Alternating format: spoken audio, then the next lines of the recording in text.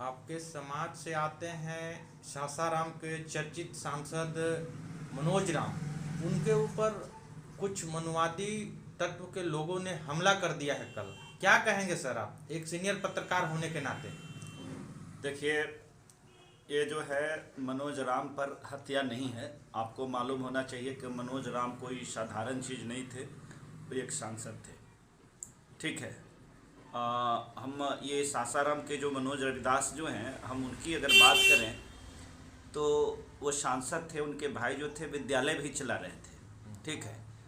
दोनों भाई के ऊपर इस प्रकार के जानलेवा हमला, ये लोकतंत्र पर हमला है। और मुझे तो ताज्जुब होता है कि यहाँ के दलित किस मिट्टी के बने हुए लोग हैं। ठीक है। जो लोग अपने मान सम्मान की हिफाजत नहीं कर सकते, जो अपनी प्राण का हिफाजत नहीं कर सकते, तो मुझे लगता है कि वैसे लोगों के लिए ये धरती नहीं है। वैसे लोगों को इस धरती से अलविदा कह देना चाहिए।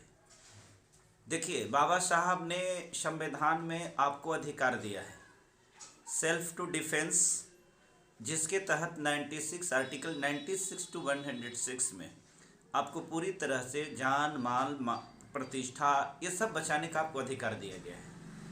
इतना के बावजूद आपके समाज के लोगों को अगर इस प्रकार से खुलेआम पुलिस प्रशासन के सामने जानलेवा अगर हमला होता है, तो इसको एक साजिश के तहत आप देख सकते हैं। सांसद के पास में बॉडीगार्ड भी होते हैं। अगर उस दरमियान बॉडीगार्ड आसमान में एक फायरिंग भी करता तो ये लोग भाग सकता था। क्या उनके पास में हथियार दिया गया था सिर्फ दिखाने के लिए? तो इसमें इन लोगों की साजिश है। और एक चीज़ और जो हम मुख्य रूप से कहना चाहेंगे कि ये जो अनुसूचित जाति के जितने भी विधायक हैं और सांसद हैं, इनको अगर कुत्ता कहें तो हमें लगता है कि कुत्ता बड़ी छोटा शब्द है। गधा तो खैर हो ही नहीं सकते हैं। इनको आदमी की श्रेणी में रखना बहुत लगता है कि आदमी की श्रेणी में नहीं है।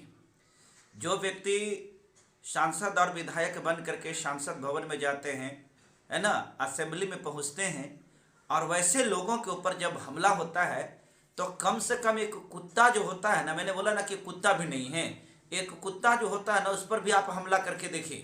एक कुत्ता को मारिएगा ना तो कई कुत्ता जो होगा ना आपके ऊपर झपट पड़ेगा। लेकिन अब बताइए, क्या कुत्ता वाला भी मेजोरिटी इसके पास में है? अरे आपके सांसद हैं, है ना, बताइए तो अभी तक कार्रवाई के नाम पर कुछ नहीं हुआ है। आखिर ऐसा क्यों हो रहा है? इसलिए हो रहा है कि आपको राजनीतिक हक अधिकार से भी वंचित करने का ये योजना है। हाल ही में अभी आपको मालूम होगा कि गणतंत्र दिवस के उपलक्ष्य में महामहिम राष्ट्रपति द्रौपदी मुर्मू को किस प्रकार से उपेक्षा किया गया। पेपर से लेकर के जितने मीडिया है, प्रत्येक जगह पर उनका अपमान किया गया। राष्ट्रपति का ये त्योहार माना जाता है और उनको फोटो आप देखिए तो पेपर में कहीं आपको नहीं मिलेगा, कहीं भी कोई मीडिया चैनल में आपको नहीं मिलेगा, और हर जगह पर मोदी मोदी मोदी मोदी।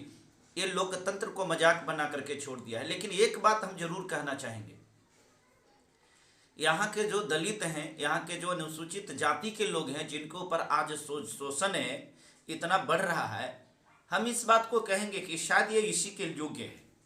इसके साथ जो हो रहा है ये बिल्कुल सही भी हो रहा है। जो व्यक्ति अपने जान माल की हिफाजत नहीं कर सकता तो कुत्ता से भी बदतर तो है। वो इंसान कहाँ है जो अपने आंखों के सामने अपने बेटी के बलात्कार होते देख करके जिसका खून नहीं खौला? वो इंसान कहाँ हो सकता है जो इस प्रकार के बदला लेने के लिए जो हथियार नहीं उठाया? लोग सनातन की रक्षा करने के लिए, धर्म की रक्षा करने के लिए साधु संत कहता कि हथियार उठाना चाहिए। जब धर्म की रक्षा करने के लिए हथियार उठाना चाहिए तो क्या आपकी बहन और बेटी की रक्षा करना आपका धर्म नहीं है? इसके लिए हथियार नहीं उठा सकते हैं? तो चूड़ी पहन करके बैठने वाले वैसे वैसे गद्दार लोगों के लिए मैं कहना चाहता हूं कि उसके लिए धरती नहीं है। ये धरती शर्मसार है। ये भारत जिसको कहते हैं, भारत शर्मसार हो रहा है। आज जरूरत है, आपको लड़ना पड़ेगा, हथियार उठाना पड़ेगा और ऐसे ऐसे आतताइयों को बंद करना पड़ेगा, तब आपकी बहन बेटियों की इज्जत। और संविधान की बात करते हैं, कहाँ संविधान? भारत की संविधान की बात करते हैं। इस संविधान आपके लिए भले ही कहते हैं हम संवैधानिक तरीके से लड़े हैं, कद्दू के तरीका से आप लड़िएगा। संविधान, जिस संविधान की बात करते हैं ना, उसको जूती पर रखता है, ठीक है।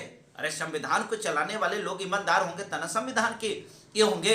अब बताइए, तो जहां पर पुलिस प्रशासन जिसका जो कार्यपालिका के लिए जिम्मेवार है, वो पुलिस प्रशासन की रोल अगर इस प्रकार से है, पुलिस प्रशासन के सामने अगर एक सांसद पर जानलेवा हमला हो रहा है, तो इसको आप क्या कहेंगे? इस लोकतंत्र में जो है एक सांसद के ऊपर में हमला किया जा रहा है, सोचिए आम जनता का क्या होगा। आम जनता का क्या होगा? आम जनता को चुपचाप से मार खाते रहना पड़ेगा, पिटाते रहना पड़ेगा, लात जूता खाइए, प्रधान बन के रहिए। नीतीश कुमार जी तो कहते हैं कि बिहार में लॉ एंड ऑर्डर है। नीतीश कुमार कौची कहेंगे? पगला बौड़ाहा के बुझाता कौची है? नीतीश कुमार के पास में अब सोचने समझने की क्षमता रह गई है? अरे नीतीश, देखिए प्रत्येक चीज का एक एक्सपायरी डेट होता है। नीतीश कुमार एक्सपायरी डेट से भी बाहर चले गए। दूसरी चीज है कि जो व्यक्ति हमेशा गांजा पीता हो, उस व्यक्ति की सोच समझ, उसकी चिंतन, ये सब कहाँ तक रहेगा? अरे भैया, ऐसे भी नशा करने के बाद जो होता है ना, उसकी मेंटल एक्टिविटी जो होता है वो डैमेज हो जाती है। क्या बात कर रहे हैं? सीएम को आप बोल रहे हैं कि गांजा पीते हैं? क्या सीएम अगर अपने पद की गरिमा को न रखे, सीएम अगर इस प्रकार के काम करे तो क्यों नहीं कहा जाएगा? एक बात बताइए, ठीक है मैं तो कह रहा हूँ, सीएम का आपने देखा होगा कि असेंबली में किस प्रकार के बयान, शर्मनाक बयान दिया था। एक बताइए तो, जो मानसिक विक्षिप्त नहीं रहेगा इस प्रकार के बयान दे सकता है? तो जो व्यक्ति इस प्रकार के घटिया बयान उस असेंबली में दे सकता है ना, विधानसभा में दे सकता है, तो उस व्यक्ति के पास में सोचने समझने की क्षमता कहाँ रह गया है? अरे अब तो जो चाह रहे हैं कि किसी प्रकार से थोड़ी सी आयु बच गई है तो कम से कम मुख्यमंत्री बन करके अपना जीवन को गुजार लेना चाह रहे हैं, लेकिन इस बार इनका जो है ना, ये एक्सपायर हो चुके हैं, इनका कोई जगह अब नहीं है। और एक बात बताते हैं, आज जो इस प्रकार से देश में हो रहा है, ये दलितों के नाम पर दलित की जो पार्टियां हैं, जो पुरानी पार्टियां अपने आप को कहा कि हम तेरी हितैषी हैं, सच्चाई है कि ये हितैषी नहीं है। सच बात यह है कि पुरानी पार्टियों की वजह से ही आज यहाँ दलितों को जो है इसके ऊपर शोषण, जुल्म, अत्याचार हो रहा है। अगर यहाँ के खास करके जो लोग हैं, दो चीज करना पड़ेगा। जो अनुसूचित जाति भिन्न भिन्न वर्गों में बटे हुए हैं, भिन्न भिन्न जात में बटे हुए हैं, तो आपको कमजोर इसीलिए किया गया था कि आपको कमजोर कर करके आपके वोट को क्या करे, कि आपके वोट बैंक को तहस नहस कर दे। ये मनवाड़ी षड्यंत्र था। तो यहाँ चमार, दुसाध, भैया, पासी, धोबी, कलाल, ये जितने भी लोग हैं ओबीसी, ये सबको एक मंच पर आना पड़ेगा। और जब तक आ करके यूनाइट नहीं होगा, और यूनाइट करके जब तक राजनीतिक लड़ाई नहीं लड़ेगा, तब तक यहाँ किसी को भी इस पूरे देश में यही हाल होगा। मुट्ठी भर चंद, बताइए तो, चंद मुट्ठी भर, ये मनुवाद कहता है कि हम यहाँ का राजा होंगे, वो राजा बनता है। यहाँ राजा बनता नहीं है, ठीक है। वैसे वैसे लोगों को ये बना दिया जाता है। आज कुंभ में देखे कि कितना बड़का घटना घटी है। कुंभ के घटना पर भाजपा के एक सांसद इतना घटिया बयान दिया है कि ये छोटे मोटे घटना होती रहती है, तेरा कोई मरता ना, तब खोने का डर, खोने का जो गम होता है ना, उसको समझ में आता। तो जिसके अंदर में घटियापन की हद पार जो कर चुका है, वैसे वैसे लोग कहाँ हैं? जिसके अंदर की मानवीयता मर गई है, जिसके अंदर की संवेदनाएं समाप्त हो गई है, वो आदमी नहीं है। और ऐसे ऐसे लोग वोट से नहीं जीतते हैं, ऐसे ऐसे लोग वोट हड़प करके जीतते हैं, ईवीएम में हेरा फेरी करके जीतते हैं। इसलिए जागना पड़ेगा, अनुसूचित जाति के लोगों को जागना पड़ेगा और चिन्हित करना पड़ेगा कि आपकी लड़ाई कौन लड़ रहा है, आपकी हक, आपके हुकूक, आपकी जमीन, आपके मान सम्मान, आपके प्रतिष्ठा की लड़ाई कौन लड़ रहा है। और उसके साथ अगर नहीं है तो हम एक बात बताते हैं कि तेरे जीवन पर धिक्कार है, तेरे जीवन पर धिक्कार है। जो लोग अपने और गैर को न पहचान सके, वैसे लोगों के साथ में ये बिचौलिया के हाथ में बिकने वाला वो गद्दार व्यक्ति जो दूसरे पार्टी में जाकर के अपने लोगों के, अपन बहन बेटियों के साथ में बलात्कार करवाते देखना चाहता है, क्या वैसा लोग इसका है? कभी नहीं हो सकता है। इसलिए पहचानिए, अभी वक्त है। कुंभ घटना पे किसका फेल्योर मानते हैं, प्रशासन के या सरकार का? देखिए, हम तो दोनों के फेल्योर मानते हैं। सरकारें के अधीन में न प्रशासन होता है। प्रशासन वहां का चोली पहन करके नाच करने के लिए गया हुआ था। क्या करने गया था? उसको मालूम नहीं था कि करोड़ों करोड़ लोग यहाँ आ रहे हैं। तई मोदी क्या कर, योगी क्या कर रहा था? योगी डांस करने में लगा हुआ था। प्रशासन रोज वहां पे पल्ले झाड़ रही है। क्या कर रही है? प्रशासन और सरकार तो पल्ले झाड़ रही है। हर जगह हर समय यही होता है। आपको मालूम होगा कि एक बार पंडित नेहरू जी के समय में भी वहां पर भगदड़ हुआ था। जिसमें हजारों की संख्या में मृत्यु हुई थी, उन्होंने कहा था फिर भी मैं देश के प्रधानमंत्री होने के नाते मैं जिम्मेवारी लेता हूं इस घटना की, है ना, और हम अपनी फेल्यूर को फील करते हैं। और इस प्रकार के बयान के साथ ही, है ना, उन्होंने बहुत कुछ वो करने का प्रयास किया था। तो इस प्रकार के जो लोग हैं, खास करके हम ऐसे लोगों की बात करते हैं जो अनुसूचित वर्ग के, जो दलित वर्ग के लोग हैं। हम आपको ये बताते हैं कि आपका जो वोट होता है, आप धर्म के नाम पर वोट करते हैं। क्या धर्म ही आपका रोजी रोजगार है? धर्म से जिसका पेट भरता है वो धर्म के नाम पर वोट देता है।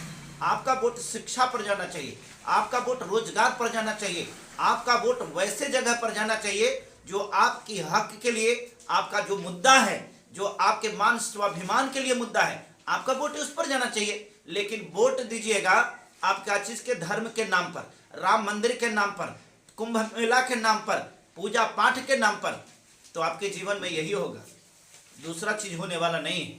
खोने का गम हर किसी को होता है, लेकिन हम इतना बात कहते हैं। चंद्रशेखर जी का एक स्टेटमेंट आया था कि कुंभ मेला एक ऐसा सनातनी धर्म है जेकरा में पाप करने की भी आजादी है कि पाप कीजिए और जा करके और कुंभ स्नान कर लीजिए, गंगा स्नान कर लीजिए, सब पाप धुल जाएगा। जहां पर पाप धोने की व्यवस्था वहां तो पाप होगा ही होगा।